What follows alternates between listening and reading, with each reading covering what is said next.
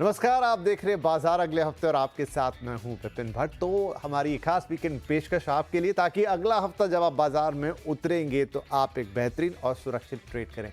तो बाजार अगले हफ्ते में आपका स्वागत है। आज बात करेंगे अगले हफ्ते के बाजार की। कहां बनेगा पैसा, किस सेक्टर और शेयर में होगी कमाई और क्या होगी निवेश की एक सटीक रणनीति, और ये सारी बातचीत करेंगे। आज हमारे साथ मौजूद हैं ashishbaheti.com के फाउंडर आशीष बाहेती जी। तो आशीष जी, बहुत बहुत स्वागत है आपका। आपसे ढेर सारी बातें होंगी, अगले हफ्ते के लिए रणनीति तैयार करेंगे। लेकिन उससे पहले थोड़ा इस वीक का डेटा मैं दर्शकों को बता दूं। तो सबसे पहले तो आज की बात कर लूं तो मार्च सीरीज के पहले दिन बाजार का हाल बहुत खराब रहा, यानी फ्राइडे को बहुत खराब रहा। चौतरफा हाहाकार मचा। बाजार करीब 9 महीने के निचले स्तर पर बंद हुआ। सेंसेक्स से 1414 पॉइंट गिरा तो निफ्टी 420 पॉइंट तक फिसलकर बंद हुआ है। निफ्टी में करीब 8 महीने की बड़ी इंट्राडे गिरावट देखी गई है। Mid cap small cap index सबका हाल खराब था। सबसे ज्यादा गिरावट हमने आईटी इंडेक्स में देखी, जहां ये 4% से ज्यादा गिरा। ऑटो पीएससी इंडेक्स भी लाल निशान पर बंद हुए हैं। तो एनर्जी फार्मा मेटल शेयरों में भी आज बिकवाली हावी थी, यानी चौतरफा बिकवाली का दिन आज था। अब अगर मैं इस हफ्ते की बात करूं, नजर डालिएगा, सेंसेक्स इस पूरे हफ्ते के दौरान करीब 3% के आसपास गिर गया, 2.81% टू बी प्रिसाइज। निफ्टी में भी ऑलमोस्ट 3% की गिरावट रही। बैंक निफ्टी इनसे थोड़ा बेहतर आपको नजर आएगा, करीब 1.25% से कुछ ज्यादा की गिरावट। लेकिन मिड कैप इंडेक्स देखिए 5% से ज्यादा टूट गया। तो यही मार्केट मची हुई है। कुछ और इंडाइसिस पे यहां नजर डालते हैं।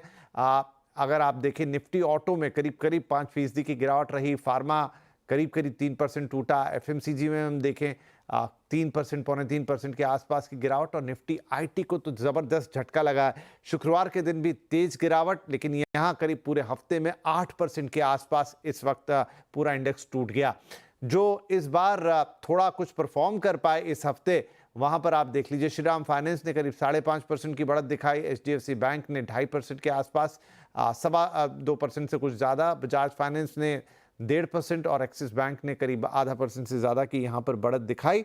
लेकिन यहां पर आप देखिए, Tech Mahindra, Wipro, UltraTech Cement, TCS, तो 3 कंपनियां तो आपको आईटी सेक्टर से ही नजर आ रही है, जहां पर ऑलमोस्ट 10%, विप्रो 9.5% के आसपास, टीसीएस 8%, बड़ी गिरावट। अल्ट्राटेक सीमेंट में भी देखिए करीब 9.25% के आसपास की गिरावट आपको इस हफ्ते देखने को मिली है। कुछ और बड़े नंबर्स पर यहां पर नजर डालते हैं।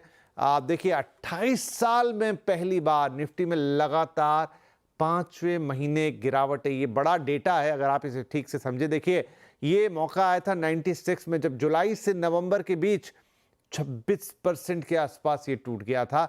और अक्टूबर से अगर हम अभी तक की बात करें, 13%। पिछले 28 सालों में ऐसा कोई योग नहीं बना है जहां लगातार 5 महीने गिरावट रही हो, और वो आपके सामने फिगर्स थे। हालांकि पिछली गिरावट के मुकाबले परसेंटेज टर्म्स में कम है, लेकिन गिरावट है। 1996 के बाद क्या हुआ?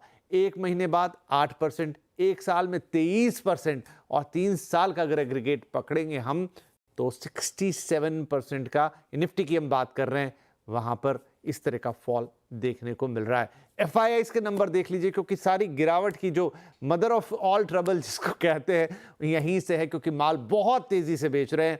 भारी बिकवाली जनवरी से फरवरी के बीच में देखिए 1,34,723 करोड़ रुपए की बिकवाली कर गया, और यही मार्केट को लहूलुहान कर गया। 5 महीने के फिगर्स देखिए, अलग अलग फिगर, 3 लाख, ऑलमोस्ट 3.5 लाख करोड़ का माल एफआईआईस ने बेच दिया।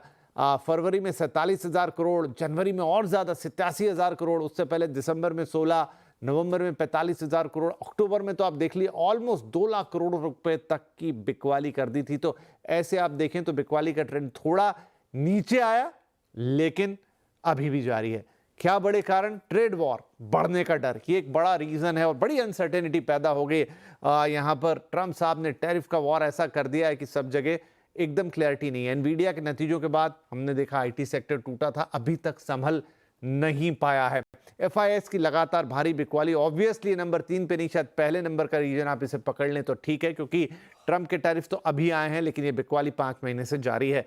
निफ्टी में अहम टेक्निकल स्तर टूटे, ये बैक टू बैक टूटता गया, और बाजार के लिए चीजें मुश्किल होती चली गई। मिड कैप स्मॉल कैप में चौतरफा बिकवाली, नो डाउट यहां पर सबसे ज्यादा मार जो पड़ी है वो मिड और स्मॉल कैप पर ही पड़ती हुई नजर आई है। तो काफी सारी चीजें हैं जो आपकी सांस फुला देंगी, लेकिन फिर भी बाजार है जो चलेगा, चलने का नाम है। ऐसे कई हमने डिप्स देखे हैं बाजार के अंदर, लेकिन वहां से रिकवरी आई और आज बाजार जहां खड़ा है वहां नजर आता है। आशीष जी, तो कहीं से कोई रिस्पाइट नहीं दिख रहा है, कहीं से कोई राहत नहीं दिख रही है। नई सीरीज की शुरुआत बहुत खराब नोट पर हुई है, लेकिन फिर भी जैसा मैंने कहा एक उम्मीद हमेशा कायम रहनी चाहिए। क्या सोमवार को इसी तरह का कुछ माहौल रहेगा या थोड़ी बहुत राहत कहीं से आती हुई देख सकते हैं? गुड इवनिंग विपिन जी। विपिन जी, जो डेटा भी आपने बताया काफी इम्प्रेसिव था। और देखिए, 28 साल बाद ये ऐसा इवेंट हुआ है जब 5 कॉन्जिक्यूटिव मंथ निफ्टी गिरा।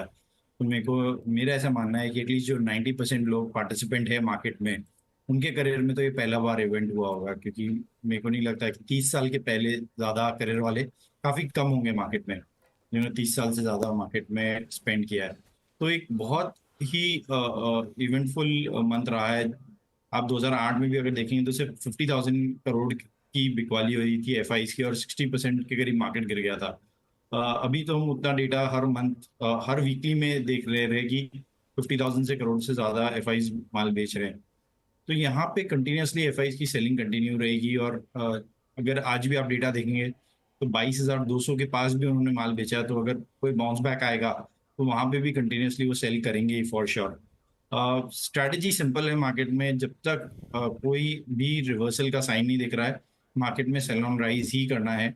और सेल करके ज़्यादा इजी ट्रेडर्स परस्पेक्टिव तो ज़्यादा इजी ट्रेड्स मिल रहे हैं और बहुत अच्छे मुनाफे वाले ट्रेड मिल रहे हैं। तो फोकस सेलिंग साइड में रखिए। अभी कहीं भी बाय द डिप या डिप खोजने की कोशिश ना करें। हमें लग रहा है मार्केट में यहाँ से पेन अभी भी बरकरार रहेगा।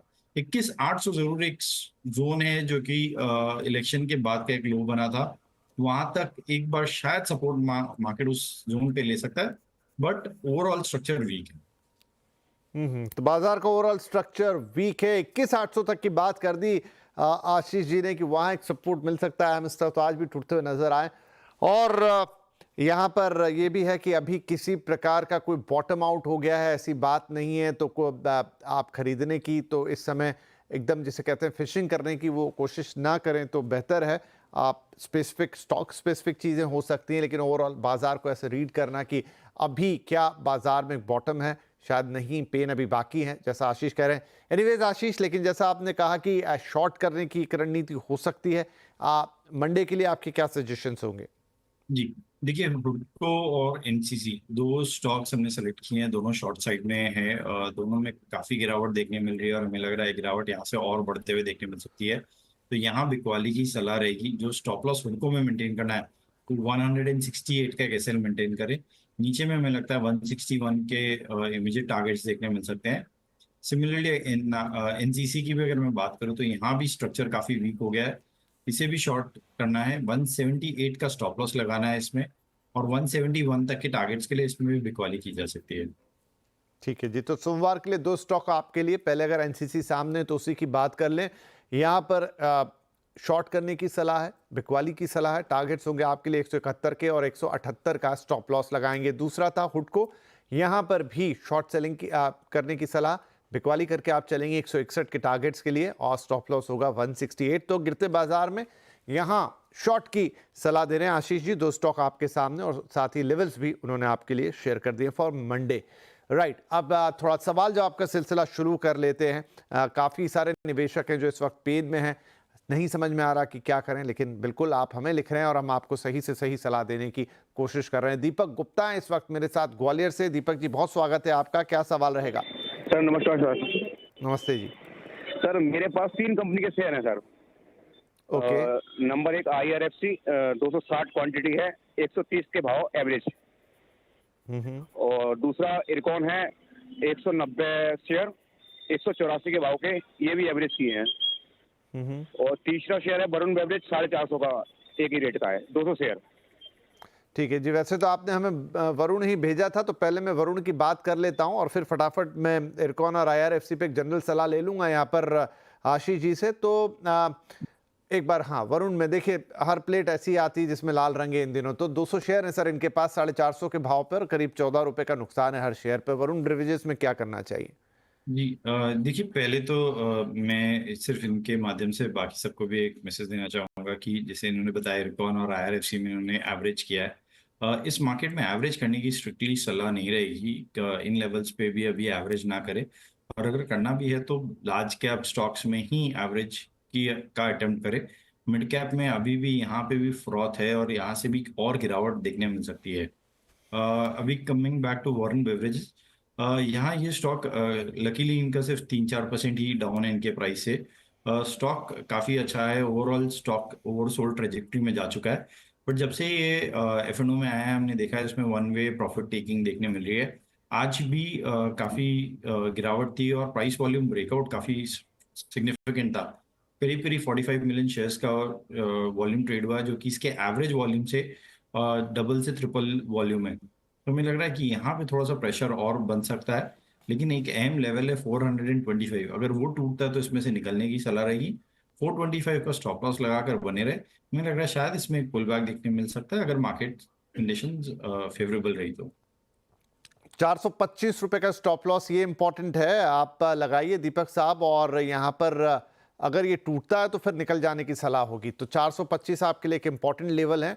ब्रेक हुआ निकल जाइए। और जहाँ तक IRFC रिकॉन की बात है तो वो यहाँ पर आशीष जी ने साफ किया है कि एक तो ये जो स्ट्रैटेजी है एवरेज करने की, खासतौर पे मिड और स्मॉल कैप में बिल्कुल मत कीजिए। कई एक्सपर्ट ये सलाह दे चुके हैं कि इस गिरते बाजार में, जो कि फॉलिंग नाइफ जैसा है, नहीं पता आपको कहाँ जाके रुकने वाला है, आपको एवरेज करने से बचना है। चलिए आगे बढ़ते हैं हम अगले सवाल की तरफ। हमारे साथ हैं हमारी अगली कॉलर जो कि हैं उर्वशी, वापी गुजरात से हमें कॉल कर रही हैं। उर्वशी, बहुत स्वागत है आपका। क्या सवाल होगा? Good evening sir. Good evening sir, मेरे पास SBI बैंक के 8 शेयर्स है एट द रेट ऑफ 747 के। ओके। और GSFC के 15 शेयर्स है, रेट है 221 का सर। ठीक, तो दोनों सर ले अभी, लेते हैं। हाँ जी सर। हाँ जी, दोनों में लॉस है और नो डाउट इस समय तो जो भी शेयर या जो भी हमारे पास कॉल आ रही है वहाँ लॉसेज ही हैं।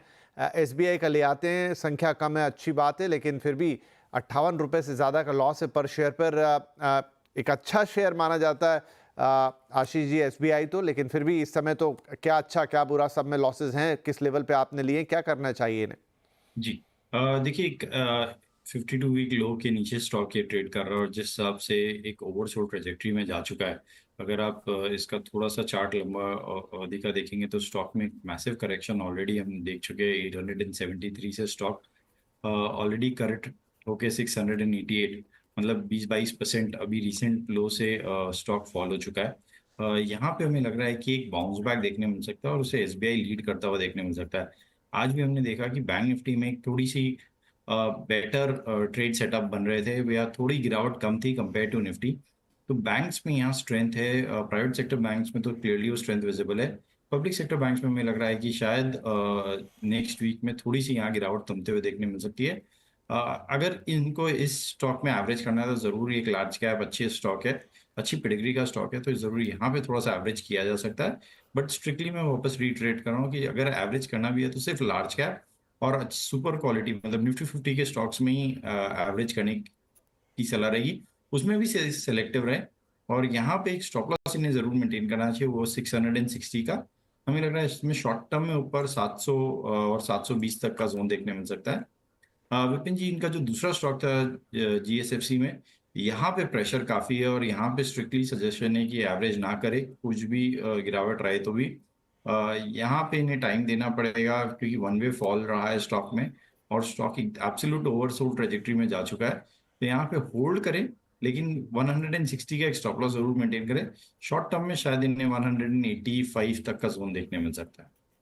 ठीक है जी। तो जो मूल बात है जो आशीष जी कह रहे हैं कि जैसे SBI में उन्होंने कहा कि एक बहुत ही ब्लू चिप कंपनी है, बढ़िया लार्ज कैप कंपनी है, यहाँ पे आप एक बार एवरेज कर सकते हैं और सिर्फ निफ्टी 50 के स्टॉक्स को ही एवरेज कीजिए इस बाजार के अंदर, लेकिन बाकी कहीं और प्लीज एवरेज करने की स्ट्रेटजी मत अपनाइए। कोई और शेयर तो देखिए, यहाँ SBI के लिए सलाह है।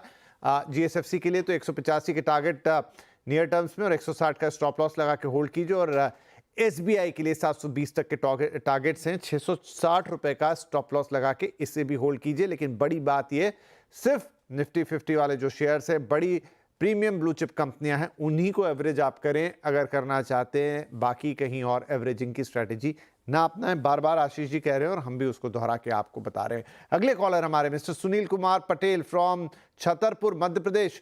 सुनील जी, स्वागत है आपका, क्या सवाल होगा? जी, good evening sir. Thank good you. Evening जी। मैंने सर ये जुपिटर वैगन के शेयर खरीदे थे, अराउंड 352 शेयर थे एट द रेट ऑफ 403 पर। तो सर इस पर मुझे क्या करना चाहिए? अभी होल्ड करूं या फॉर लॉन्ग टर्म, या फिर ठीक है निकल जाऊं सुनील जी, यहाँ तो से? 403 के भाव पर आपको अभी फिलहाल तो, क्योंकि गिरावट है बाजार में तो ये भी गिरा है, 352 शेयर आपके पास, क्वांटिटी भी ठीक ठाक है। आशीष जी 122, माफ कीजिए 112 रुपए, ऑलमोस्ट 113 रुपए का इनको नुकसान है हर शेयर पर। जुपिटर वैगन्स में क्या कर सकते हैं ये? जी देखिए, थोड़ा कॉशियस रहना पड़ेगा इस स्टॉक में, क्योंकि अगर मैं थोड़ा सा अगर लॉन्ग टर्म चार्ट देखूं इसका, 2021 में ये स्टॉक करीब 20 रुपए के पास वैल्यू पे ट्रेड कर रहा था और वहां से हमने वन वे रैली देखी है 740 तक की। जब 20 रुपए का स्टॉक वन वे 740 तक गया तो उसमें प्रॉफिट टेकिंग भी काफी सिग्निफिकेंट आ सकती है, और वही हम देख भी रहे हैं कि 740 का स्टॉक स्लिप होकर 300 के भी नीचे जा चुका है।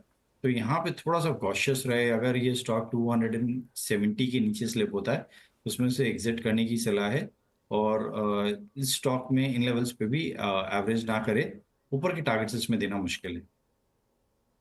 ओके, ठीक है, तो एवरेज करने की सलाह यहाँ पर नहीं है, और फिलहाल के लिए आप इसको होल्ड कर सकते हैं। जुपिटर वैगन्स माफ़ कीजिए, एग्जिट कर सकते हैं, और यही सलाह है इसके अंदर। लेकिन 20 रुपए का 740 तक गया और फिर ये मार्केट। एक सवाल है आशीष जी कि मैंने अक्सर देखा है कि कुछ स्टॉक्स जिनके फंडामेंटल शायद बहुत मजबूत ना हो और वो एक समय रैली में बहुत ऊपर चले जाते हैं, लेकिन जब कोई इस तरह का मार्केट में एक टर्न अराउंड होता है या एक बड़ा डाउनफॉल आता है, वो गिरते हैं, बाकी स्टॉक्स भी गिरते हैं। कुछ अच्छे स्टॉक्स हैं जो कि चढ़ जाते हैं, लेकिन कुछ स्टॉक्स कभी अपना लेवल वो दोबारा पा नहीं पाते। जी जी, देखिए यही ब्यूटी है बुल रन की, कि वहाँ पे हर स्टॉक में एक अच्छा मोमेंटम देखने मिल जाता है, और जिनके शायद फंडामेंटल स्ट्रांग नहीं भी हो उनमें भी एक अच्छा बुल रन देखने मिलता है। और जब बेयर रन आता है तो उनमें गिरावट और ज़्यादा स्टीप देखने मिलती है, और जो नेक्स्ट बुल रन के स्क्रिप्ट्स होते हैं वो काफ़ी चेंज हो जाते हैं। तो ऐसे स्टॉक्स में एक बहुत कॉशियस रहने की ज़रूरत है। जहाँ आप मोमेंटम चेज कर रहे हैं वहां पे एटलीस्ट आप एक स्ट्रिक्ट स्टॉप लॉस लगाकर ही ट्रेड करें, क्योंकि अगर रिवर्सल्स आते हैं उसमें तो वो भी उतने ही सिग्निफिकेंट रहते हैं। तो जब भी low beta high beta stock और mid cap and small cap, specifically small cap में आप ट्रेड करें तो वहां पे स्टॉप लॉस जरूर मेंटेन करें हमेशा। ठीक है, चलिए, तो आज बड़ी काम की बातें यहाँ पर शो पे निकल रही है। आपके स्टॉक्स की तो बात हो रही है, लेकिन जो मार्केट के बेसिक्स हैं, फंडामेंटल जो याद आते हैं ऐसे गिरावट के वक्त पर, उनको भी हम दोहराते चल रहे हैं। आगे बढ़ते हैं, अगले कॉलर है मिस्टर ओम धोरे फ्रॉम अकोला, महाराष्ट्र। ओम साहब, बहुत स्वागत है, क्या सवाल है सर? हेलो। हेलो। हाँ जी, बताइए अपना सवाल। सर मेरे पास IRFC के 500 शेयर है 140 के रेट पे। 500 शेयर है 140 के रेट पर। ओके, हाँ, ठीक है। सर मैं एवरेज कर सकता हूँ क्या? देखिए, एवरेज की तो अभी बिल्कुल सख्त सलाह है कि आपको सिर्फ premium blue chip companies, Nifty 50 के स्टॉक्स के अलावा एवरेज नहीं करना है। खैर, आशीष जी से बात करते हैं। आशीष जी, इनको IRFC में क्या करना है? 140 के भाव पे 500 स्टॉक्स हैं, 27 रुपये 58 पैसे का लॉस, और पूछ रहे हैं एवरेज करूं क्या? विपिन जी, जैसे आपने भी रीट्रेट किया कि एवरेज करने की तो सलाह नहीं रहेगी IRFC या स्पेसिफिकली रेलवे PSU काउंटर्स में। वहाँ पे हमें लग रहा है कि गिरावट शायद और बढ़ते हुए देखने मिल सकती है, बट जो इनकी एग्जिस्टिंग पोजीशन है उसे होल्ड करने की सलाह रहेगी। एक स्ट्रॉन्ग सपोर्ट जोन है 100 के पास में, और शायद स्टॉक जो गिरावट है वहाँ पे थमना चाहिए। तो यहाँ पे 100 का ही एक स्टॉप लॉस इन्हें मेंटेन करना है और होल्ड करें इस पोजीशन को। शायद अगर मार्केट में थोड़ी रिवर्सल या रिकवरी आती है तो इसमें 126 से 130 तक का जोन इन्हें देखने मिल सकता है। चलिए, तो होल्ड कीजिए, 126 से 130 तक के लेवल्स यहाँ मिल सकते हैं। IRFC को होल्ड करने की सलाह आपके लिए यहाँ पर है, एवरेज नहीं करना है। फिर से दोबारा बताया। चलिए, एक छोटा सा ब्रेक के बाद सवाल जवाब और मार्केट की स्ट्रेटजीज जारी रहेंगी।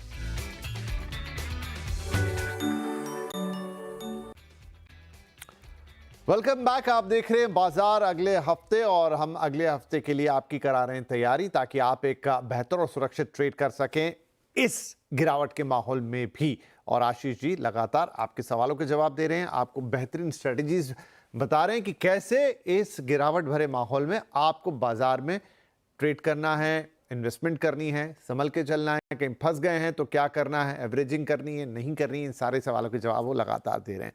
राइट, एक एसएमएस अब हमारे पास है मिस्टर श्याम कलस्कर का नागपुर से, और आप पूछ रहे हैं कि एनबीसीसी के 140 स्टॉक हैं आपके पास 127 के भाव पर, इरकॉन भी है आपके पास 460 स्टॉक 251 के भाव पर। पहले एनबीसीसी की बात कर लेते हैं। यहाँ पर इनके भाव पर आशीष जी, इनको करीब 54 रुपए का नुकसान है, क्या करना चाहिए यहाँ पर? जी देखिए, प्रेशर बना हुआ है एनबीसीसी और सारी सरकारी कंपनियों में। यहाँ पे हमें लग रहा है कि शायद ये प्रेशर थोड़ा सा और माउंट होते हुए देखने मिल सकता है, और वन वे सेलिंग कंटिन्यूसली इसमें बरकरार है। बट ये स्टॉक काफ़ी ओवरसोल्ड ट्रेजेक्टरी में जा चुका है, तो यहाँ पे एक 70 का अच्छा बेस या सपोर्ट जोन है, और हमें लग रहा है शायद ये गिरावट वहाँ पे आके थमती हुई देखने मिल सकती है। तो होल्ड कर इस पोजीशन को, 70 का एक स्टॉप लॉस लगाए। ऊपर में हमें लगता है शायद इसमें 82 तक का जोन इन्हें देखने मिल सकता है शॉर्ट टर्म में। ठीक है, तो 70 रुपए के स्टॉप लॉस के साथ होल्ड करें एनबीसीसी को। ऊपर में फिलहाल के लिए 82 रुपए तक जा सकता है, लेकिन आपका भाव है 127 का, उसमें जाने में तो फिलहाल वक्त लगेगा। तो 82 तक के टारगेट के लिए 70 के स्टॉप लॉस के साथ होल्ड करने की सलाह है। इरकॉन में क्या करना चाहिए आशीष जी? देखिए, यहाँ पे भी प्रेशर तो बना हुआ है। स्पेसिफिकली सारी रेलवे पीएसयूज में काफ़ी प्रेशर माउंट होता हुआ देखने मिल रहा है। यहाँ पे होल्ड करें, जो स्टॉप लॉस इन्हें मेंटेन करना चाहिए 135 का एक एसएल मेंटेन करें। ऊपर में हमें लग रहा है शायद इसमें 157 158 तक का जोन देखने मिल सकता है। चलिए, 157 से 158 तक इरकॉन में आपको एक जोन देखने को मिल सकता है। इसको भी होल्ड करने की सलाह 135 रुपए के स्टॉप लॉस के साथ। ठीक है, आगे बढ़ते हैं। अगले हमारे कॉलर हैं, इनफैक्ट एसएमएस ही एक और, विजय राठौर साहब जयपुर से अपना सवाल भेजा है, और सवाल है टाटा केमिकल्स पे। 1500 शेयर है इनके पास 1000 के भाव पर। आशीष जी, बड़ा नुकसान है यहाँ पे भी, 222 रुपए से ज्यादा का नुकसान हर शेयर पर, और क्वांटिटी बहुत ज्यादा है इनके पास। जी देखिए, केमिकल स्टॉक्स में Tata chemical absolutely under performer रहा है, और जहां हमने देखा कि बीच में एसआरएफ और बाकी केमिकल स्टॉक्स में एक अच्छा मोमेंटम अपसाइड में बना था, इसमें उस समय भी रिलेटिव स्ट्रेंथ मिसिंग थी, और वन वे शॉर्टिंग इसमें चल रही है। तो यहाँ पे काफ़ी कॉशियस रहने की ज़रूरत है। अगर हमें अभी सलाह रहेगी कोई पुल बैक आता है तो इसमें से ज़रूर एग्जिट करें। नीचे एक स्टॉप लॉस इन्हें मेंटेन करना चाहिए, वो 750 का एक एसएल ज़रूर मेंटेन करें। 750 का स्टॉप लॉस मेंटेन कीजिए, और पुल बैक में एग्जिट करने की सलाह है। एक अंडर परफॉर्मर रहा है टाटा केमिकल्स। सो सॉरी विजय साहब, लेकिन आपने एक बड़ी क्वांटिटी खरीद ली थी, लेकिन फिलहाल तो यहाँ पर आपको भारी नुकसान। आप जब भी ये थोड़ा सा ऊपर जाएगा वहाँ पर आपको निकलने की सलाह रहेगी, लेकिन फिलहाल 750 के स्टॉप लॉस के साथ होल्ड कर लीजिए। बाजार अभी खराब शेप पे है। अगले हमारे कॉलर हैं mister SS Chaudhary from Bhopal, और उनका जो सवाल है, इनफैक्ट एसएमएस है, बीएससी के 515 शेयर हैं 368 रुपए के भाव पर, और इस वक्त ये सवाल एक रिलीफ जैसा सवाल है आशीष जी, क्योंकि इन्होंने पता नहीं कब खरीदा होगा इसको 368 पर। आज तो जो शेयर है वो 4000 4500 के ऊपर है, तो इसलिए इनका जो प्रॉफिट है वो भी 4200 रुपये पर शेयर से ऊपर का प्रॉफिट है। तो एक रिलीफ क्वेश्चन कह लूँ, क्या करना चाहिए इन्हें? जी देखिए, यहाँ पे हमारी सलाह रहेगी कि एटलीस्ट 50% के करीब का जो है वो प्रॉफिट ज़रूर बुक करना चाहिए, क्योंकि जो प्रॉफिट बुक होकर बैंक में आ गया है वही आपके घर पे नहीं तो डीमैट में ही प्रॉफिट रह जाता है।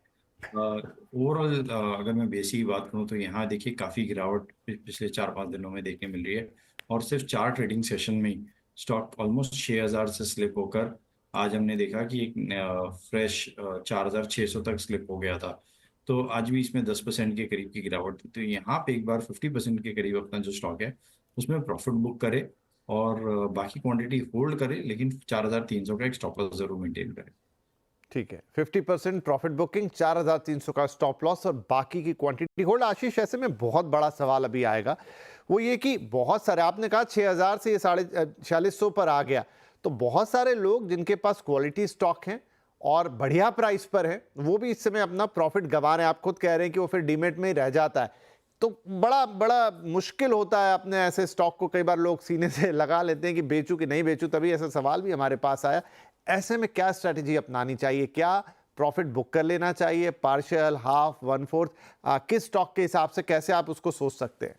जी विपिन जी, इसमें थोड़ा सा एक सब्जेक्टिव हो जाएगा क्योंकि इसमें कंपनी टू कंपनी डिपेंड करता है। यहाँ पे बीएसई के संदर्भ में ऐसा है कि इसमें वन वे हमने रैली देखी थी। स्टॉक ऑलमोस्ट, अगर आप थोड़ा सा इसका लंबा चार्ट देखेंगे तो इसमें स्टॉक जो 2023 में करीब करीब 500 रुपये पे स्टॉक चल रहा था और हमने वन वे 6000 तक का मोमेंटम देखा है। तो जहाँ स्टॉक में इतनी बड़ी री रेटिंग हुई है वहाँ थोड़ा सा कॉशियस रहे, और जिस हिसाब से मार्केट गिरा और जिस हिसाब से थोड़े से पार्टिसिपेंट भी कम होते देख रहे हैं। ऑलरेडी हमने देखा है कि ऑप्शंस में सिंस एक्सपायरीज कम हो गई उसके कारण पार्टिसिपेशन कम हो गया है। तो यहाँ पे हमें लग रहा है कि अब थोड़ा सा इसकी जो नेक्स्ट 2-3 क्वार्टर के नंबर्स आएंगे वो स्ट्रीट एक्सपेक्टेशन से कम रहेंगे। तो ऐसे स्टॉक्स में जहाँ अर्निंग थोड़ी सी डैम्पन होगी वहाँ सेलिंग और बढ़ते हुए देखने मिल सकती है। तो इसलिए बीएसई जैसे स्टॉक्स में थोड़ा सा प्रॉफिट टेकिंग अब यहाँ पे करना चाहिए। ठीक है, चलिए, तो स्टॉक टू स्टॉक निर्भर करेगा। तो आपके पास भी अगर ऐसे शेयर्स हैं जहां भी हरा निशान है, बढ़िया प्रॉफिट है लेकिन एक डाउनफॉल है, तो प्लीज वो शेयर्स वो सवाल के तौर पे हमें भेजिए। आपका प्रॉफिट जो आप ऑलरेडी अर्न कर चुके हैं, जैसा आशीष जी ने कहा, वो डीमेट में क्यों रह जाए, रियलाइज करने का भी वक्त होता है, लेकिन स्पेसिफिक शेयर पे स्पेसिफिक सलाह होगी। इसलिए अगर ऐसा कोई भी शेयर आपके पास है, प्लीज हमें जरूर वो सवाल पूछिए। तो आशीष भाई, आज के लिए तो वक्त हो गया है समाप्त। जाने से पहले कोई डिस्क्लोजर्स? जी थैंक यू विपिन जी। जितने भी हमने स्टॉक्स डिस्कस किया उसमें किसी में भी मेरी पर्सनल होल्डिंग नहीं है। निफ्टी बैंक निफ्टी में जरूर हमारी ट्रेडिंग पोजीशंस रहती है।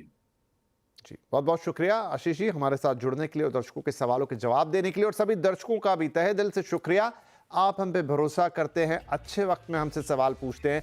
तो ये वक्त जबकि बाजार गिरावट के दौर में है, अपने सवाल हमें जरूर भेजिए, पैनिक मत होइए, हम आपको सही से सही सलाह देने की कोशिश करेंगे ताकि आप बाजार में एक सुरक्षित और फायदे वाला ट्रेड करें ऐसे माहौल में भी।